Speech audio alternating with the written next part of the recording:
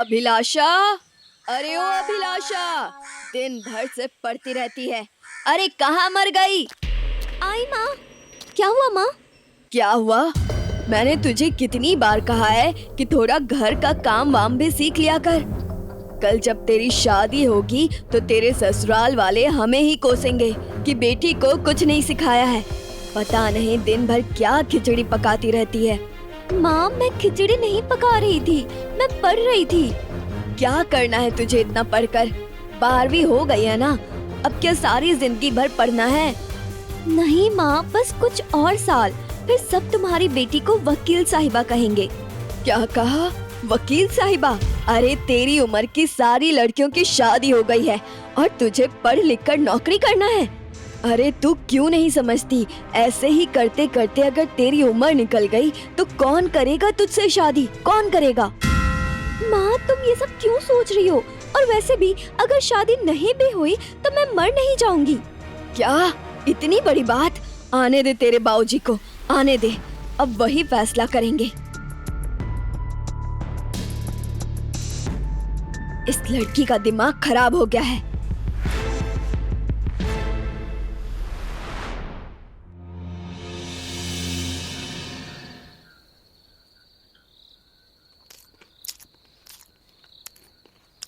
क्या हुआ? आप कुछ कहेंगे या ऐसे ही चुपचाप रहेंगे? देखो तारा, अभिलाषा हमारी इकलौती बेटी है। वो पढ़कर अपने पैरों पर खड़ी होना चाहती है। इसमें बुराई क्या है? आप समझ नहीं रहे हैं। अगर घर में जवान बेटी बैठी हो तो 4 लोग 4 तरह की बातें करेंगे तो क्या अच्छा लगेगा? मैं उसकी पढ़ाई के खिलाफ नहीं हूँ, बस डर है कि कहीं पढ़ाई के चक्कर में उसकी उम्र हाथ से निकल गई तो फिर कौन करेगा उससे शादी? क्या आपने कभी सोचा है? नहीं सोचा है। देखिए, पढ़ाई तो ससुराल में भी हो सकती है और ऐसी बहुत सी लड़कियां हैं जो ससुराल में रहकर पढ़ाई करती हैं और ससुराल वाले चाहे तो काम भी करती हैं।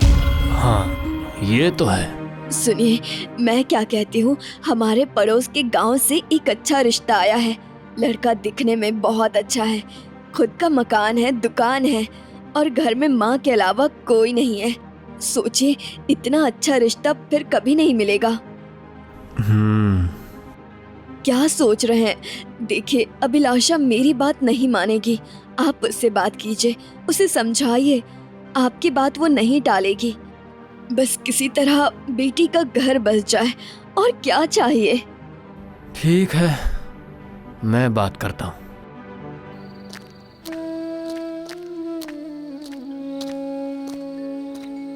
बेटी अभिलाषा।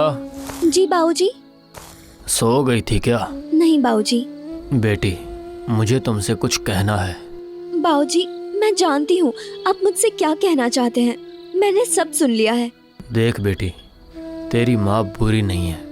वो जितना तुझ पर गुस्सा करती है, अंदर से उतना प्यार भी करती है। वो तो बस इतना चाहती है कि उसकी बेटी का भविष्य संवर जाए। तेरे जाने के बाद शायद मैं अपने आप को संभाल लूँ, लेकिन पता नहीं तेरी माँ खुद को कैसे संभालेगी। बेटा, सिर्फ एक बात कहूँगा, जो भी फैसला करना सोच समझ कर करना।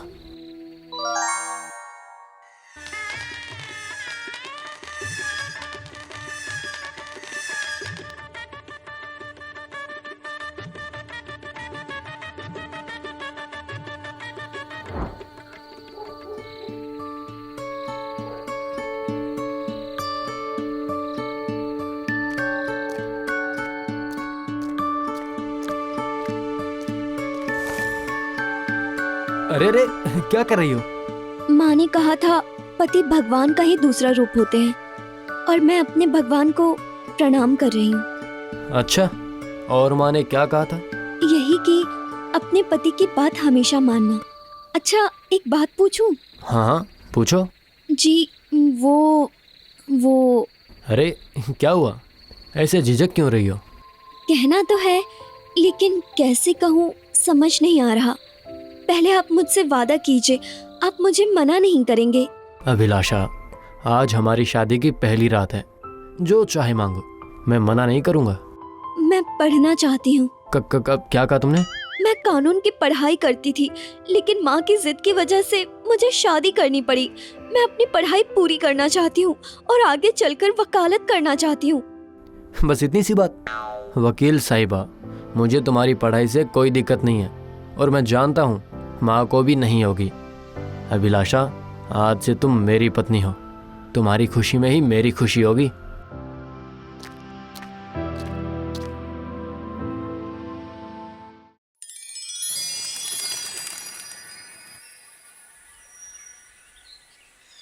क्या बताऊं मंजू, तेरे बेटे की शादी में आना तो चाहती थी, लेकिन मेरे ये घुटने, तू तो जानती है कि मुझे कितना दर्द रहता है। लेकिन तू अब चिंता मत कर, अब आई हूँ 10 दिन रहकर ही जाऊंगी। हाँ हाँ, क्यों नहीं बुआ जी, ये आपका ही घर है। अरे मंजू, तेरी बहू चाय बना रही है या चाय उगा रही है? जा जरा देख तो। अभी बुलाती हूँ। अरे बहू, चाय हुआ क्या? जी माँ जी, चाय भी तैयार है और दादी के गरम गरम पकौड़े भी। तेरी बहू तो बड़ी चालाक है। बेटी इधर आ, मेरे सामने आकर बैठ।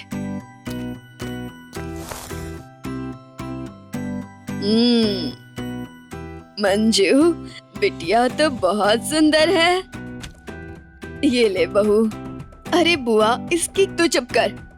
ले बहू, इसे रख ले। दादी, मैं अभी आती हूँ।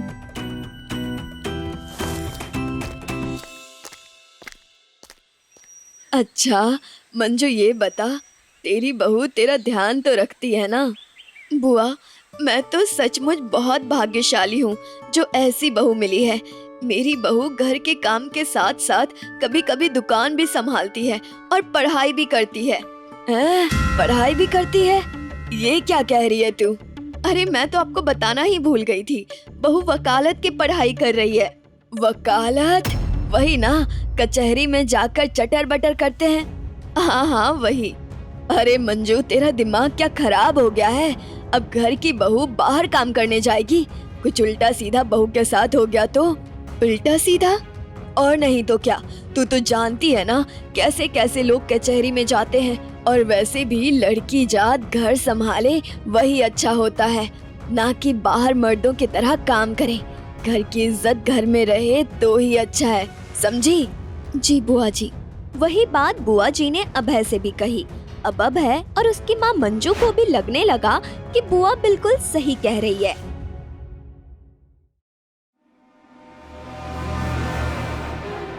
पढ़ाई बंद कर दूं, वो भी सिर्फ इसलिए कि दादी ये मानती है कि घर की बहू बेटियों को बाहर काम नहीं करना चाहिए। पता है दादी किस जमाने की बात कर रही है? लेकिन इस जमाने की लड़कियां पढ़ती भी है और घर संभालने के साथ साथ काम भी करती हैं। करती होंगी, लेकिन मैं नहीं चाहता हूँ कि मेरी बीवी बाहर जाकर काम करे, बस। ठीक है, मैं भी देखती हूँ मुझे पढ़ने से कौन रोकता है।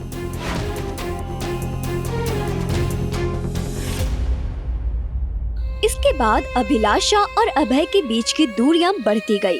अभिलाषा का जी चाहता था कि वो सब कुछ छोड़कर अपने घर चली जाए, लेकिन बदले में उसके माँ बाबूजी को गांव वालों से जो ताने सुनने पड़ते, उसे वो कैसे बर्दाश्त कर पाती। बस यही सब सोचकर वो घर के एक कोने में चुपचाप पड़ी रहती। उसे लगता था कि एक दिन सब ठीक हो जाएगा, लेकिन हुआ नहीं।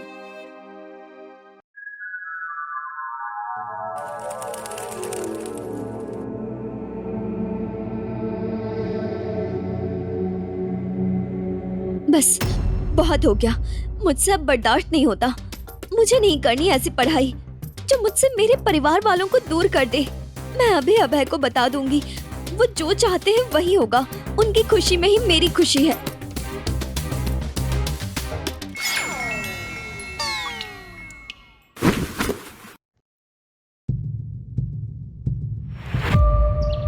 तुम्हारी पत्नी अब बिल्कुल ठीक है। अत्यधिक तनाव के कारण बेहोश हो गई थी। बेटा, कुछ खुशखबरी है क्या? जी नहीं आंटी, आप जैसा सोच रही है वैसा कुछ नहीं है। और एक बात जो कहना बहुत ज़रूरी है, टेस्ट के दौरान मुझे एक बात पता चली कि आपकी पत्नी माँ नहीं बन पाएगी। क्या? ये आप क्या कह रहे हैं? हाँ, यही सच है।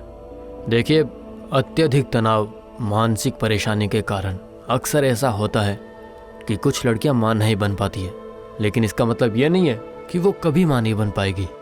फिलहाल जितना हो सके उसे खुश रखने की कोशिश करो, बाकी देखते हैं।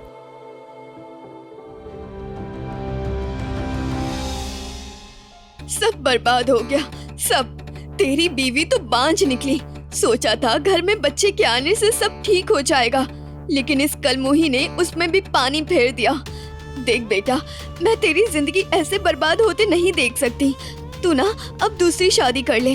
माँ, ये तुम कैसी बातें कर रही हो? मैं बिल्कुल सही कह रही हूँ। क्या तू सारी जिंदगी इस बांझ को ढोते रहेगा? क्या हमारे आंगन में कभी बच्चे नहीं खेलेंगे? और समाज में बदनामी होगी वो अलग। सब तुझ पर ही सवाल उठाएंगे। माँ, बात तो तुम सही कह रही हो, लेकिन अभिलाषा मुझे दूसरी शादी करने कभी नहीं देगी। ठीक है, तब हमें कुछ ऐसा करना होगा कि सांप भी मर जाए और लाठी भी ना टूटे, और वो भी आज रात को। अभिलाषा सदमे में थी। वो समझ नहीं पा रही थी कि उसके साथ ही ऐसा क्यों हुआ। उसकी आंखों के आंसू भी सूख गए थे। ससुराल वाले साथ होकर भी साथ नहीं थे, और अपने उन्हें तो खबर तक ही नहीं थी।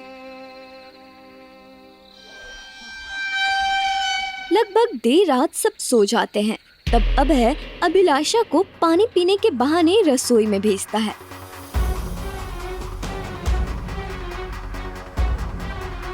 अभिलाषा रसोई में जाती है और जैसे ही स्विच ऑन करती है, उसे जोर से बिजली का झटका लगता है और वो वहीं गिरकर तड़पने लगती है और धीरे धीरे उसकी सांसें रुक जाती हैं।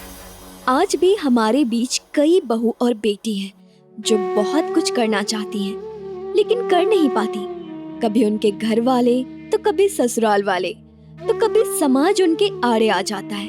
काश वो समय से पहले जाग जाए तो उनका हाल अभिलाषा जैसा ना हो।